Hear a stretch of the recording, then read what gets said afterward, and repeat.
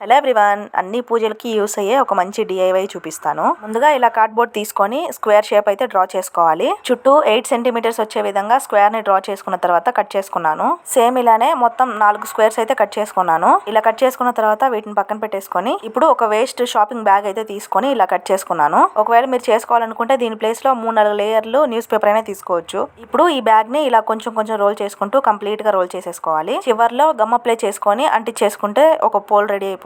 Same ఇలానే ఇంకొక paper pole కూడా చేసేసుకున్నాను.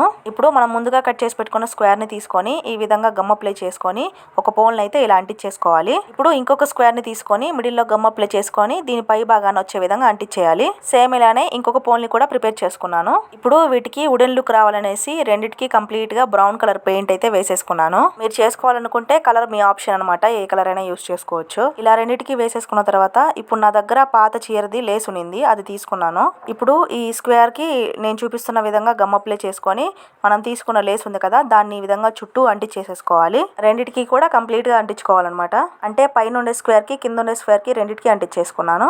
ఇప్పుడు వైట్ కలర్ పెయింట్ తీసుకొని పాతకాలంలో ముగ్గు డిజైన్స్ ఉంటాయి కదా, ఆ విధంగా నాకు వచ్చినట్టు వేసేసుకున్నాను రెండిటికి కూడా. ఇంకా నా దగ్గర కొన్ని మిర్రర్స్ ఉంటే వాటిని కూడా ఇలా డిజైన్ గా అంటించేసేసాను. రెండిటికి ఈ విధంగా కంప్లీట్ గా వేసేసుకుంటే లుక్ ఈ విధంగా ఉంటుంది. ఇప్పుడు మనం ఏ పూజ అయితే చేసుకుంటామో ఆ పూజలో పెట్టేసుకొని వీటిపైన ఇలా దీపాలు పెట్టేసుకోవచ్చు. చేసుకోవడం చాలా ఈజీ, ఖర్చు కూడా ఎక్కువ ఏమవదు. వచ్చే పండుగలన్నిటికీ యూస్ చేసుకోవచ్చు. బయట కొనడం కన్నా ఇలా చేసుకోవడమే బెస్ట్.